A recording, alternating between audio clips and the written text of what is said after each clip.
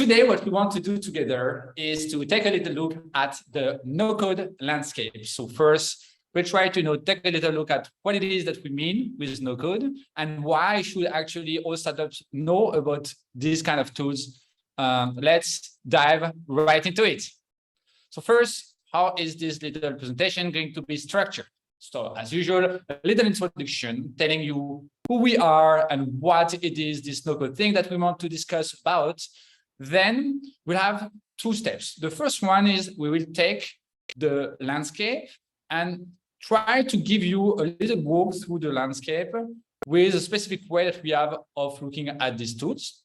And then I will show you some more advanced use cases by actually seeing that the magic comes when you combine all of them together. So let's get started.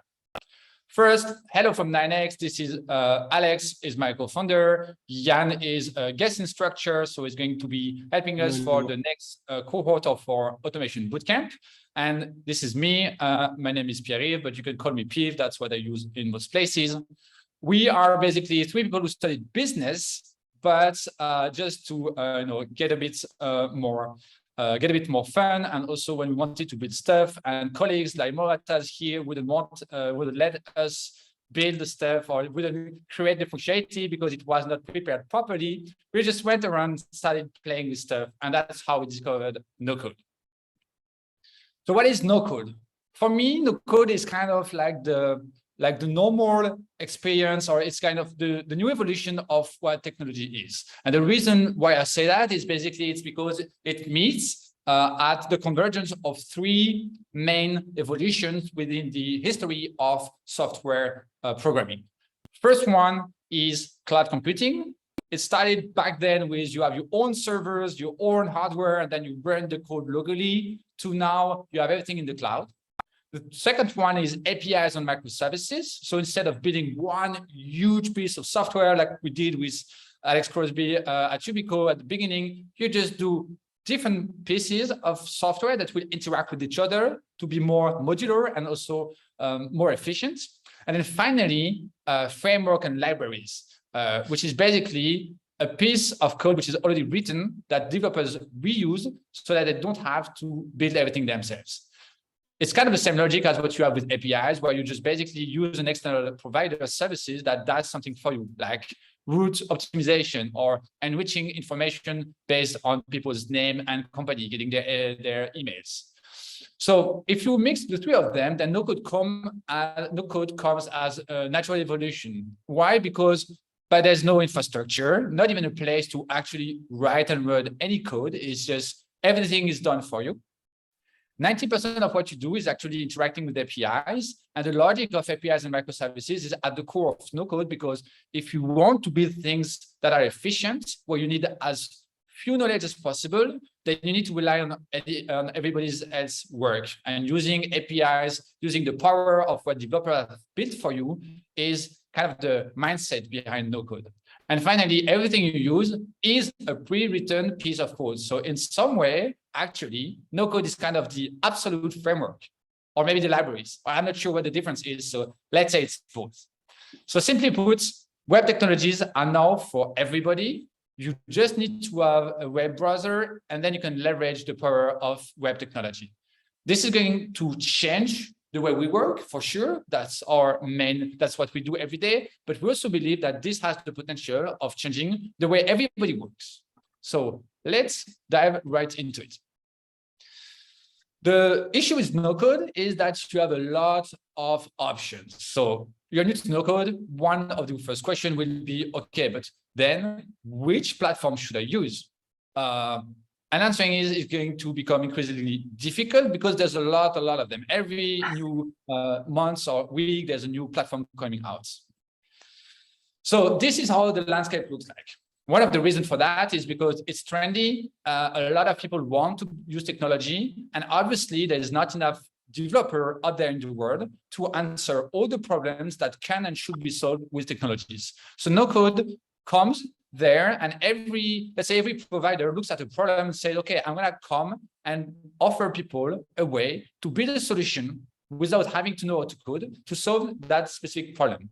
And that's why we want to go and cut through the noise, give you the categories that you should know about, and try to include the most popular names in each category so that you have at least what our take is on which tools you should know and you should know about and you should potentially use. So to help you navigate the landscape, we're going to start by showing you how we at 9x we look at these tools and how we categorize them. It's going to be a couple of slides on the different categories, and so that you know when to ask questions, just feel free to put them in the chat, and Alex will interrupt me to tell me, okay, there's a question, because otherwise that can be a long list of things. And whenever Alex feels it's the right moment, he will just stop me and have me answer the questions. Exactly. So use the chat. Go ahead. Exactly. So how we look at no-code tools here at 9x. Basically, we have 9 different big categories. And for each of these categories, we will take a quick look at their core functionalities, try to explain the typical use case for which we use these solutions. And finally, we look at 3 core functionalities. The UI, which means, does the tool allow me to build user interface, such as forms or pages, any kind of digital space where the user can interact with. Second, the workflows. Can I build actions and logic through the workflow? If this happens, then that happens. And finally, database. Can I store and manage data and records? Can I persistently get information somewhere? If I come back in a week, it's still there and I can use it again. Why do we look at these 3 functionalities? Basically, that's how software is built. You have the front end and the back end. I'm sure you've heard these terms already. And what is there in the back end is basically the business logic and the database. And the front end is the interface. So basically, the way we look at no code here at 9x, we try to think of how is software built, and then how can we mimic that using this solution out there on the market. So some of the categories that we will look into are only specified as are only focused on one of these, and some offer the ability to combine 2 or potentially the 3 of them. And of course, these tend to be the more complex one to use. So let's start with the first category. And the first category is maybe one of the most famous, is the integration platforms. To some extent, you could say that actually these platforms, and especially the big names like Zapier or Make, are kind of the names and the brands, the companies who define the category. Before them, we did not really speak about no-code. Sure, developer did, because it was something that was brewing already, and some people were thinking about that. Actually, I have a big thesis, which I share with some colleagues, that Salesforce was one of the first no-code applications. Apparently, guys at Microsoft already built stuff before. But for us, it was kind of the first time where you would have business people using something that looks like a database and adding some views and adding the ability to do reports, build functionalities, logic, and start messing around with the precious technology that the developer would build. What are these integration platforms for? Basically, they allow you to perform IFTT scenarios. If this, then that. Something happened in my email, I want to do something else in my CRM. Something happened in my CRM, I want to generate an invoice in my invoicing system. Actually, for the story, what's pretty fun is that one of the first platforms that was out there was actually called IFTT. It's still out there, not as much used, didn't get the same traction as Make or Zapier. And then along the time, some new players came in. Basically, you can differentiate them by how much knowledge you need to use them and how much no-code to low-code these are. If you look at the slide here, basically we went from the most easy to use to the most difficult one, with something like Pipedream, where basically you would just write code, so Node.js, JavaScript, and it will execute it for you, and it will just take care of security topics and also run an environment. The main use case for this integration platform are connecting tools which are missing a native integration. So let's say that your CRM is not connected to your invoicing system, while as long as they have APIs or if they have a specific integration to one of these platforms, you can just use them to have, if this happened there, put some information here. The second use case is actually to leverage the functionalities of APIs and programmatic logic. And that means 2 things. one, performing a large number of actions at once. If you want to do the same thing, like for example, sending the same message to 1,000 people, you can just take one of these platforms, say, look at this 1,000 people in my CRM and send them this email. For the record, the message you received this morning on LinkedIn was not automated because you can't do that on LinkedIn. So it was me. Did a bit of copy pasting for sure, but I clicked on every one of you and send you a little message with a reminder about this event. The second thing that you would usually do, leveraging this kind of functionalities, is integrate your stack with API-first solution. So in the evolution that we already discussed about APIs, you have a lot of developers who focus on solving a specific problem, but the only interface for using the piece of software that they have built is actually an API, which is an application programming interface, which means that you cannot go on the platform and look at it and use it. The only way to use it is to send a request and then you receive the result. Typical use case is, again, the routing API, because solving an optimization problem with 155 deliveries planned for 5 different cars across a city is a very complex program, and building that algorithm yourself doesn't make a lot of sense. And the person who builds that algorithm is not necessarily the good person to build a nice interface to use that, or that's something that is a very specific problem. And these APIs are very useful to use. The good thing is now with no-code and integration platform, you don't need to be an expert and you don't need to be a developer to use them. So let's take a look at a first example. This is Make, and this is how we handle form submission on our website. So basically, I'm going to show you actually how it looks like in live. When someone submits a form on our website, which is on Webflow, we just here receive what's called a webhook, which is just basically some information, John Smith, his email, a message. And then basically what we have encoded into our website is a little information here, which is the lead category. Based on the category, we do different things, either whether it's going to be a potential customer of one of our training programs, or if this is something which is more a lead for our advisory business. And based on that, we will create different things in Airtable, which is our CRM, and we'll have different behaviors. And that's basically what the kind of thing you can build with an integration platform. Combine tools, build some logic. Now, the next category, which is very interesting and also very widely used, are the form builders. They usually consist of a visual builder, or you can create a list of questions, you can select a title, descriptions, you can decide what kind of question do I want to ask. Is it an input field? Is it a selection? Is it a multi-select? And basically, they allow you to collect structured information from potentially anonymous people or from people that you know. Typical use cases are obvious: surveys, customer satisfaction surveys, and net promoter score surveys, any kind of survey, or even just a little form getting information about someone, first name, last name, email. This is the kind of stuff that you can do using a form builder. There's a couple of them on the market. Here are the 4 ones that we like the most. Obviously, everybody knows Typeform. Tally is a very nice and very not expensive solution. And Cognito Forms is if you want to build some more advanced things.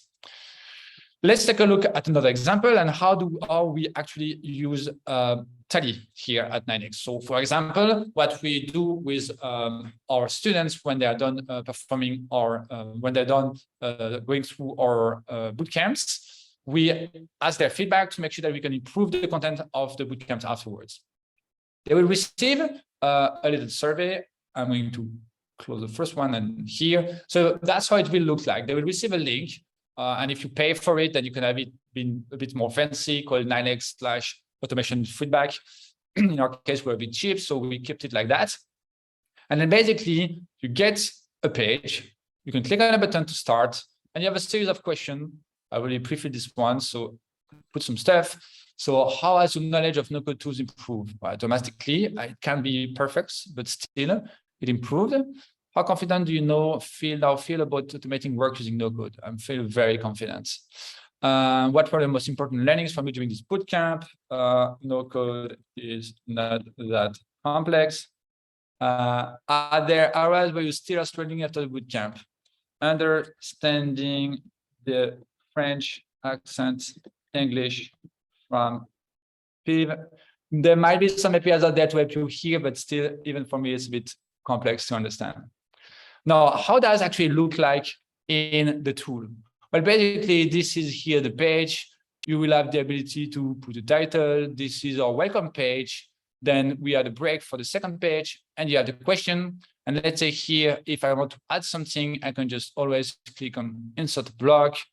I can say, I don't know, long answer here, and then basically insert it. And then there's a new question coming up here.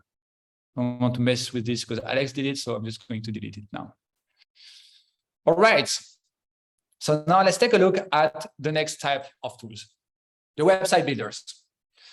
These solutions are also well known. Why do we usually use them? So it's very convenient if you want to, let's say, start a company and just validate, or just want to validate an ID, capture some potential leads, or you want to go full-fledged and build a whole website. Well, these websites allow you to build all of this without having to hire front-end developers.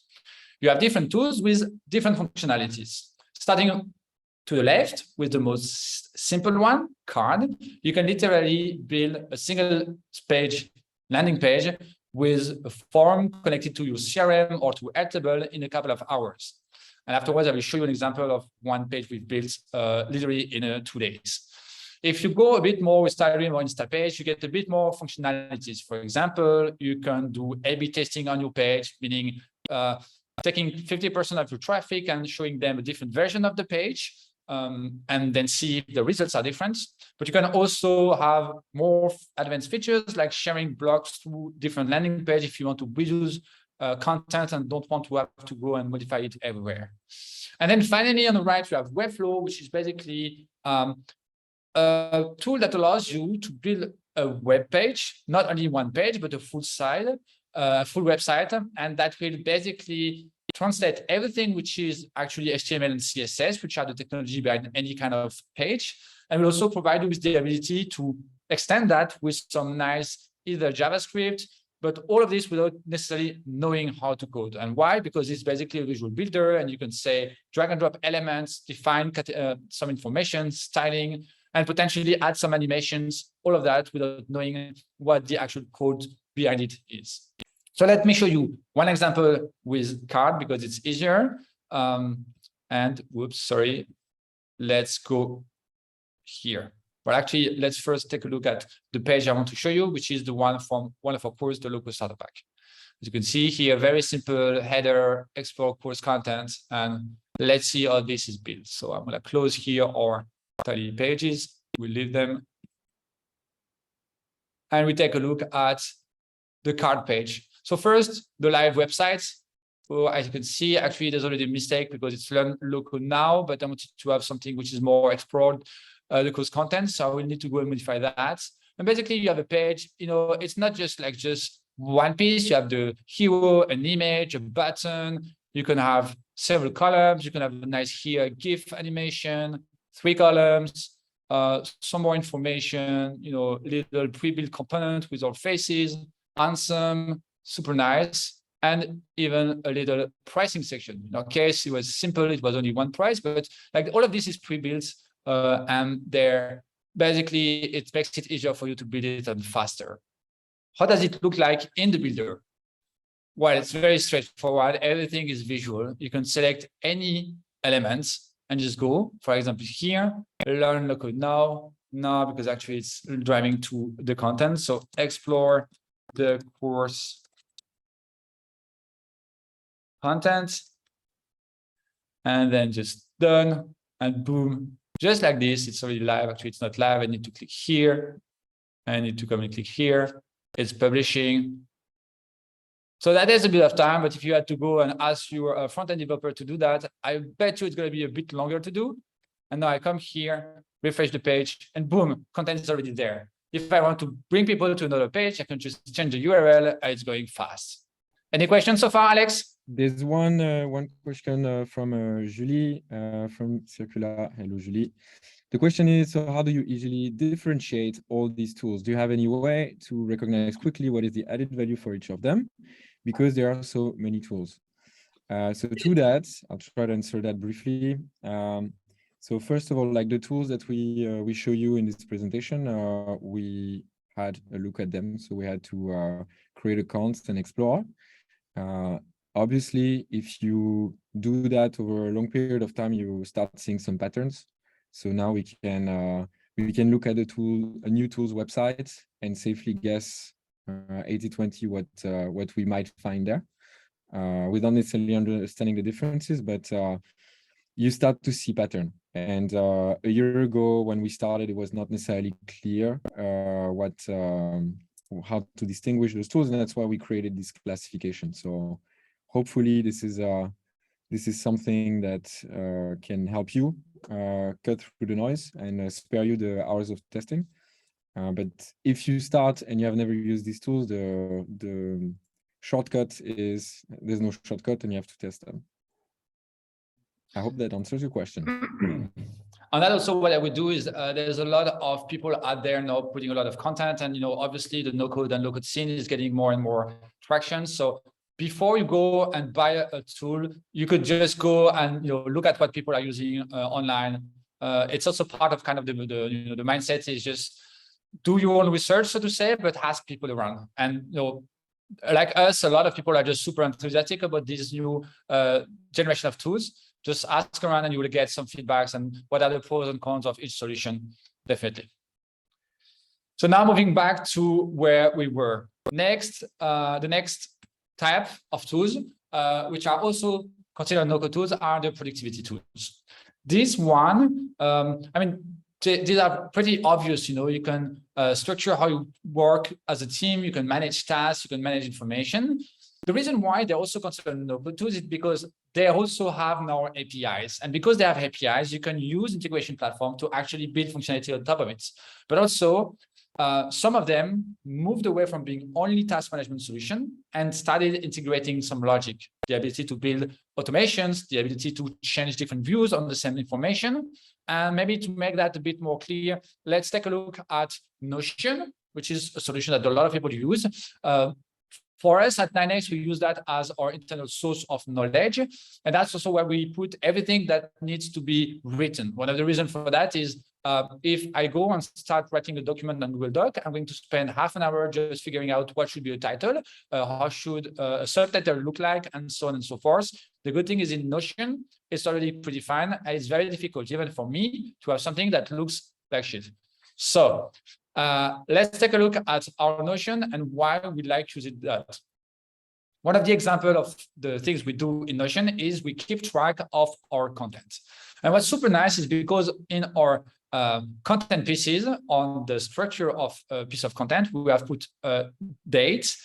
We are able to have this calendar view. So we can see throughout the months what is planned, what do we plan on actually posting? Is it on LinkedIn? Is it on Twitter? That give us an overview and we see, okay, I need to prepare some more stuff. But then you can have the same information displayed in a different view. For example, here it's a Kanban, so it shows us per status. Is it in the backlog? Is it planned, writing, ready, published? Then we can have another view, which is just a list, but grouped. So it's grouped by person. So we have all the stuff from Alex, and obviously there's more than for Filippo and Jan. Guys, you need to pick up a bit more.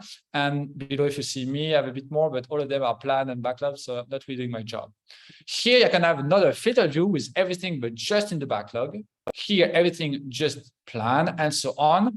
And I can also show different things. For example, here in the published one, we also add some performance indicators, which we didn't show in the previous ones. So that's basically the kind of stuff you can do with Notion. It's already for us kind of part of the no-code stack because viewing it like it's already your first interface, so to say. So that's a good way to start getting into these kind of topics. So now let's take a look at the next one. The next kind of tools you have are the databases. Why would we use that? Very simple. You need to create and manage data of records, and you want to store that information about people, processes that you have, business objects, your customers, your orders, your transaction, your invoices, and you want to save that somewhere so that when you come back to it in a week, it's still there. And that's why you use database for. And you have different kinds. Of course, you can start with a typical spreadsheet, like good old Google Sheets. It does the trick. I've spent hours building databases on Google Sheets. What is very great with Google Sheet is there's almost no limits. So you can do like 1 million records. It's super nice. The problem is there's no structure to. You can't prevent anybody from putting an email in a column where you're supposed to have a date, and then all your nice automation and filtering you've built on top of it will break.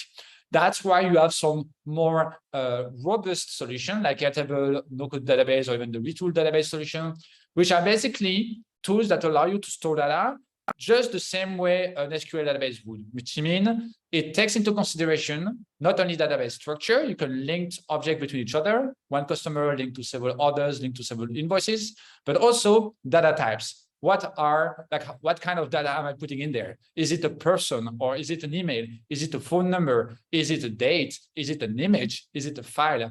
And that's very important when you want to keep consistent data and play around with it.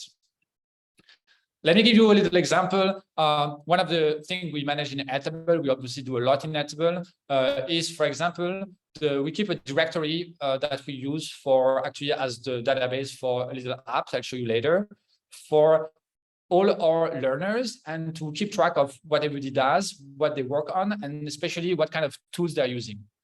And for that, we have here a little database, and to be able to track which tools they're using, we first need to have a table where we store all the tools. And as you can see, it's pretty nice because you have the name of the tool, but you can also have the logo. You can have the calculation, which is the number of people using that. You have a URL that you can use if you want to send people there, and kind of a lot of different information. For example, when it was created, when it was last modified. What's also pretty nice is you can already go into some interface logic because you can display it in different ways. So there you can already see that Airtable is a bit more than just a database, but we'll get back to that later. What's important here is you have different objects. They're structured in a specific way. It's every object, every record is a new row, and they all share the same information structure. So that's how a typical database looks like. Now, if we move forward, the next example is actually kind of complementary to that. If you have a database, sometimes what you want to do is you want to use that data, which is stored somewhere, to display information, or you want to display information about that data. You want to make a report, you want to have an aggregate view, you want to build a chart, or in some cases, like the case of Airtable, because you pay for every user that comes there, you might want to give access to more people to that information, but you want to restrict which information they can see. And for that, what you need is to build what we call a front-end, which is why you have these front-end app builders.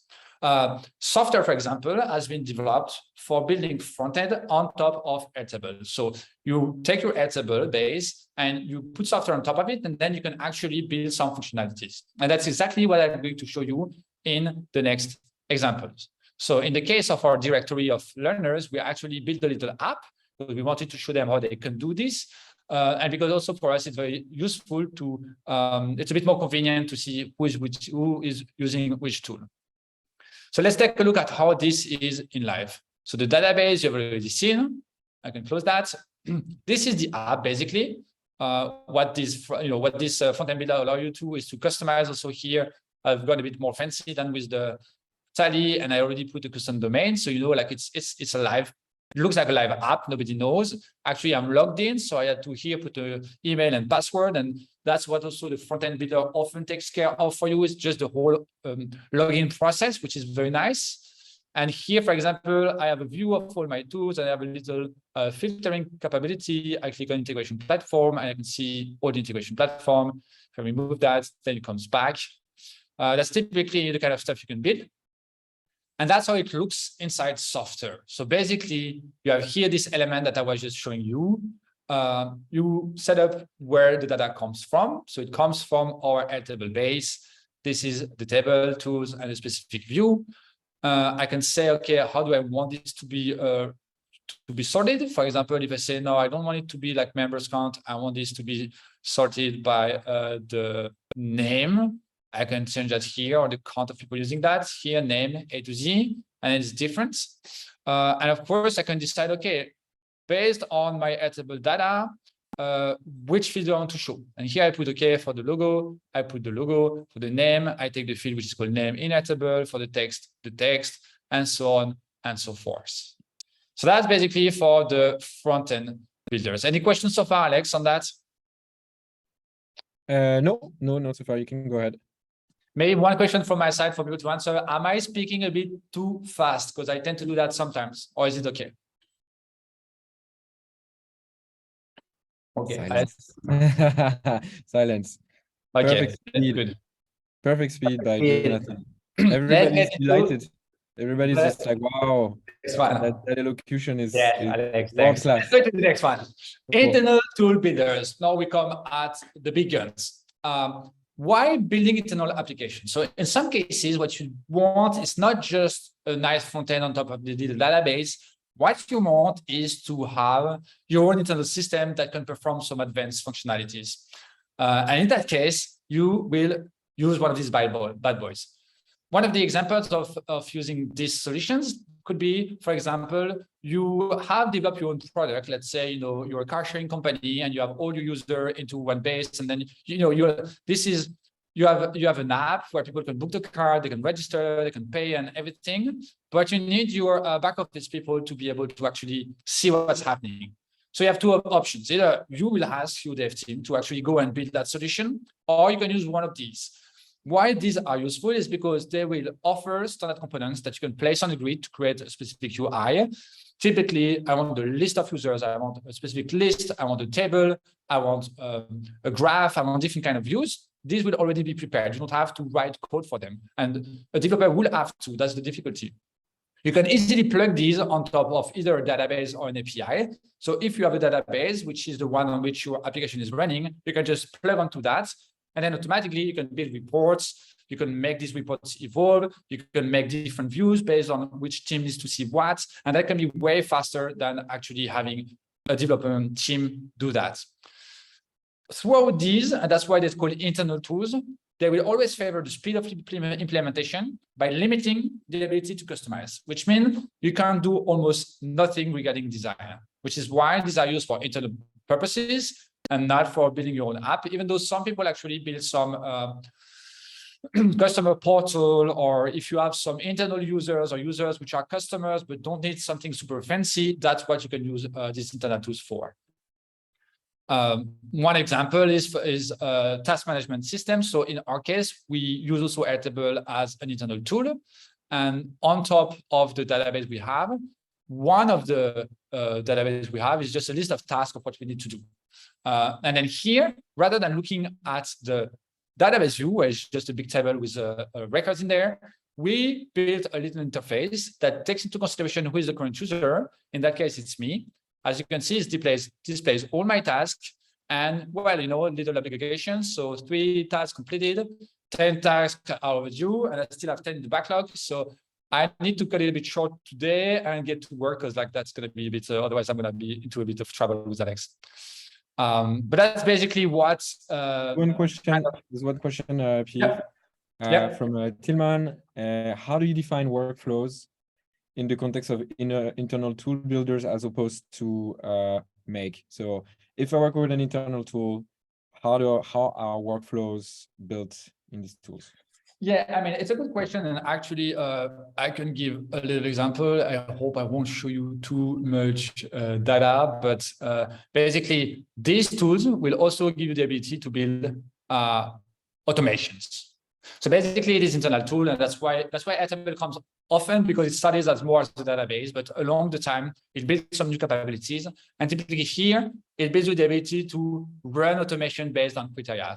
So the way that you define the workflow is the same. You start with a trigger, and then you have actions. The good thing is here, because the data, or because everything that you will want to trigger on here needs to live in that tool, meaning you need to do stuff which are based on new record updated, or specific conditions are met. But if the trigger that you want is this, or potentially a button that you add on an interface, then you will have the ability to run one of these automation that can perform action, especially update a record. But in some cases also will be able to trigger more advanced stuff like group information, edit a Google Sheet, send a Slack notification, and so on and so forth. Does it respond? Maybe one last thing, Piv, on the so for Airtable, the workflow builder is pretty powerful, and it's in there. For retool, and that's why I also asked Jan, what's your take on this one? For retool, my understanding is the action you can perform is provided by developers. So you have the API endpoint is provided by developers, and you plug retool to that endpoint. Is that correct, Jan? Yeah. This is studying. These are close to me. Okay. Any more questions? Does this answer what the attending person was asking? Yeah. I think so. If you have still, if your question, yeah, okay, yes. Yeah. If you have more questions on retool, it works a little bit different. Just email us and we can clarify that. So it works a little bit differently. And then basically the last one that we will actually demonstrate today are the end-to-end app builders. These are basically tools that allow you to build full-fledged application within themselves. So it covers the whole scope of an app, which is the UI, the interface, workflows, and the databases. So they have similar set of features, but they take different approach. For example, Bubble is 100% no code. So everything you do, you cannot actually write a single line of code. On the flip side, Builder builds a bit more, you still build visually, but when you build your components and you drag and drop them, they are actually translated into code, which is JavaScript, and they give you the ability to potentially edit that. But let's take a look at Bubble, because this is the one that we are actually using here often at 9x. And I want to show you a bit more how that looks. So here is exactly how it looks like when you are inside Bubble. So it starts always with a blank page. So you need to go and drag and drop the different components here. And then you can click on one, and then you can define what's in there. So the text, the appearance, the layout, you can make some conditional logic, display it based on specific information, specific criteria.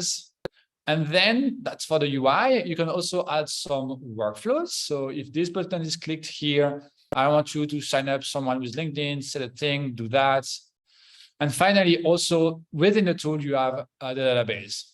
In our case, there's not much in that. It's a demo data, it's a demo platform, but still that's where basically your information would end up being stored.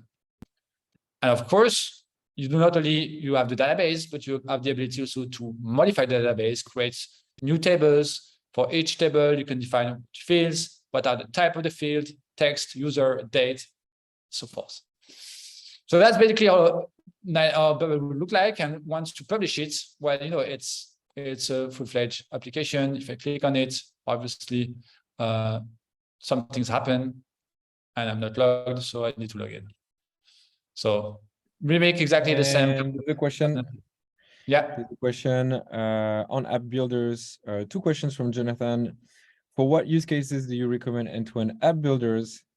Question 1. And can you still combine them with other tools? So for the second question, yes, you can combine them with other tools. Maybe you can show the API connector, Pierre. Yes, and actually, in our case, basically it's a bit difficult to show, but in our case, there is plugin with Airtable, and actually we use the Bubble app is actually using the data from the Airtable.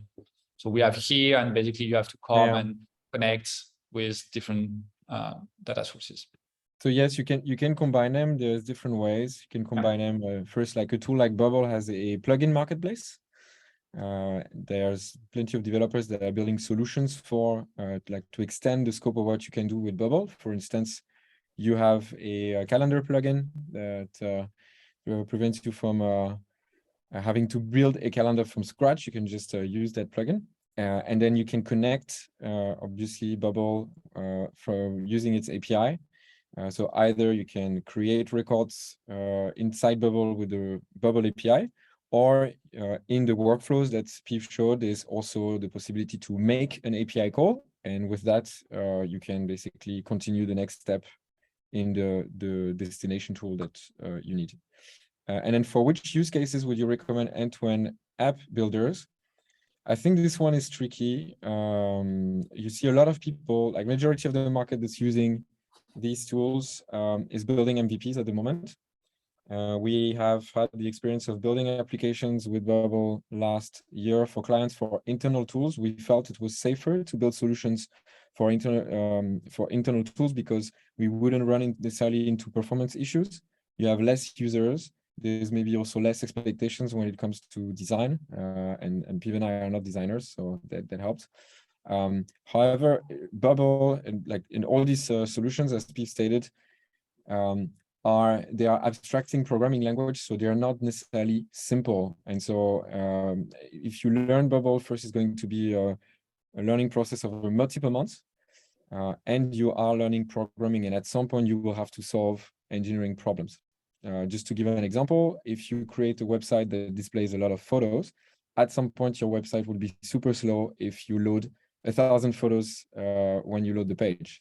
And a way to optimize that is to limit the number of pictures that you show when you load the page, or to compress them. And these are optimization that you do, like that engineers know about, that you don't necessarily know about when you are getting started with no code.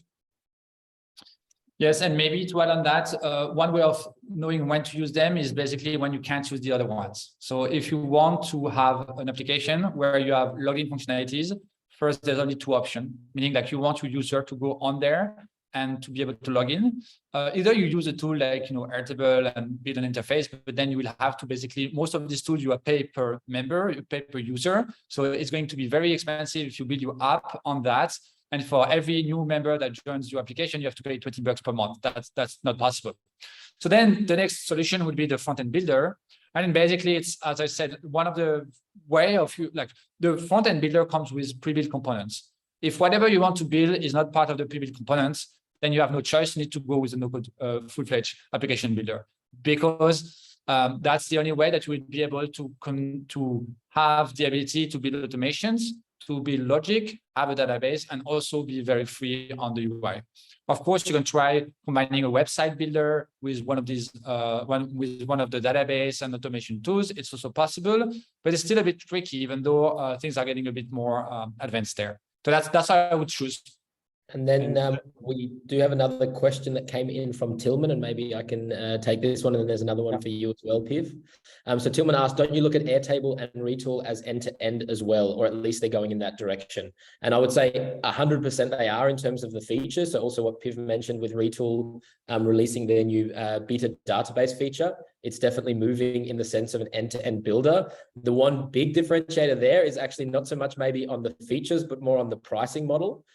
In the sense that Airtable and Retool, they price per user, as Piv mentioned. So if you want to build a marketplace like Airbnb, where potentially millions of users are going to come, you're not going to be able to pay the €10 or $10 per user per month. Whereas if you're building an internal tool for maybe your team of 100 people, you find that that investment worthwhile, the $10 per user. And then Piv, one for you, also from Tillman. Where do you draw the line between no and low code? It's sort of being used interchangeably. Yes. So for me, it's very simple. Whenever I need to write JavaScript or SQL, I consider that low code. But actually, I think the most blurry part is when you interact with API, you often have to, the way you pass the information to the API often ends up being a JSON. And JSON is already getting into file, it's a file format, it's a specific data type, but then, it's a lot of curly brackets and quotation mark. And to some extent, you could say that's maybe the beginning of low code. So either when you have to write the JSON yourself, or if you basically just write, JavaScript or SQL queries. So you actually write text that will be executed and will have some implication, not as a text, but as actually functionality. But that's my way of answering. I'm not sure if it's the best one. One last question from Jonathan, and then we'll continue with the last or the second section of the presentation. Following up on use cases, would you say it is still difficult, okay, not viable, to build a full-fledged app in no code, so that they are rather for MVPs? So this is a good question. Actually, if you listen to the tool builders, a lot of them advocate for the contrary, like it's possible. I also believe it's possible. I think it really depends what you're doing. If I always say in no code, there's two limits. It's A, security, but things are getting a bit better there, and B, performance. So in no code, we are all about what happens within a couple of seconds. Tools will allow you to have even like 1,000 people on the page. That's not a problem. What we don't really care about in no code, at least me, is what happens to the milliseconds. And that's where potentially you will run into issues. At some point, it might be difficult if you have to, let's say, you have having thousands of people on your website, you have limited inventory, and they are booking stuff, and who decide and what's the logic to decide if exactly at the same seconds or to the millisecond close, someone books something and there's only one item and two people who wants it. What's the decision there to be made? These are the kind of stuff that for no code is going to be very difficult to define. And if you get to that kind of level, potentially you will suffer some performance issues. Now, if you want to build a marketplace, if anything you want to build is not super data intensive, has to be super high frequency or high level of people at the same time, potentially you could go with no code forever if you know the tool enough and if you can make it work for you. So sure, if you want to ship a rocket to the moon, you should not use a no code tool. But I'm not sure actually it makes sense to waste developer time on building another I don't know, a CRM for dog sitter. Maybe you could build that on Bubble. And it's not disrespectful to dog sitters. I think developers and engineers should build solutions to engineering problems. And I think that's why no code is going to emerge. And as time goes by, I think more and more of these problems that you can have with no code will go away, because it's also more efficient to have the people who have the problem build a solution and not someone that you need to explain the problem to. That's a bit my take. So now let's move forward to the second part, because we're a bit late. So a little disclaimer, we will run a bit over time, but because it's recorded, if somebody has to go, we will share the video afterwards.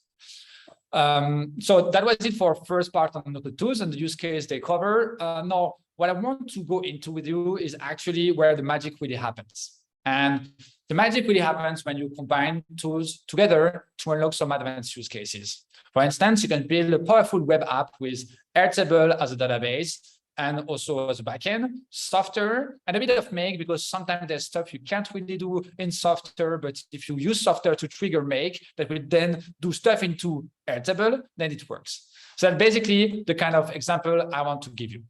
So the first one would be how to build smart forms, which is basically your user will feel they're using an app, but behind that is just a form and a bit of logic. Multiple form builders offer one very important feature, which is hidden fields. And the hidden field is basically the ability to pass information to the form that the user doesn't see. So what you can do, if you have a bit of technical knowledge, very short, is to actually look at the documentation and see how you can put information to these hidden fields. And usually you do that by using what's called the query parameters. If you look at the URL, if you ever happen to be somewhere, you click on the button and there's a very long URL, you need to look for the question mark, because everything that's after the question mark is a query parameter. And this is basically the link telling to the page something. And in the case of a form, you can actually tell some information to the form. Why is that interesting? Because we, for example, use that in the case of surveys that we do when we conduct audit in companies. We have a chat with the founder of the company. Then he tells us, okay, I have this and this and this guy working in this and this tool. And this team, and I want you to look at this and that process.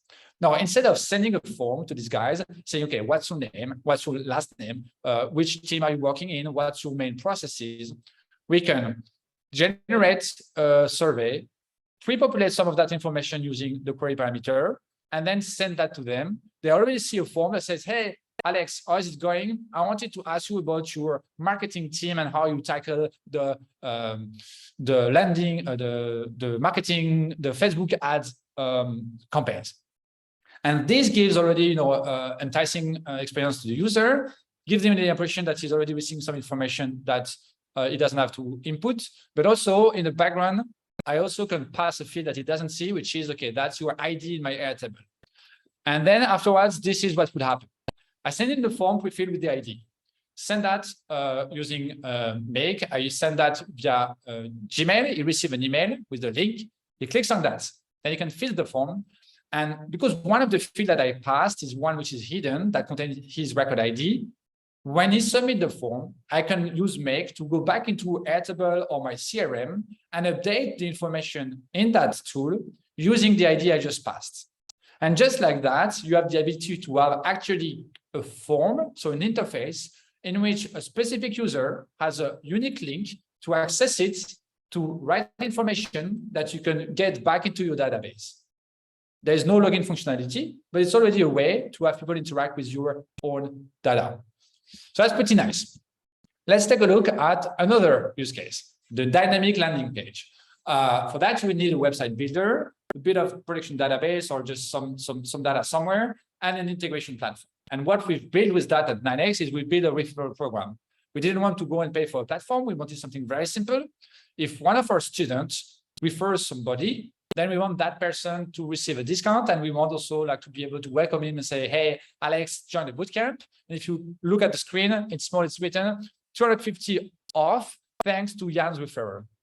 To do that, it's not that complex. The first thing we need to do, in our case, what we did is we use Webflow, and Webflow has one nice feature, which is called the CMS. CMS is basically a little tiny database which lives inside of Webflow, and you can have a page, which is a template for every record of the database. So for every instance, let's say for every ID, if you put in the URL of the ID, you will be able to use information from the database.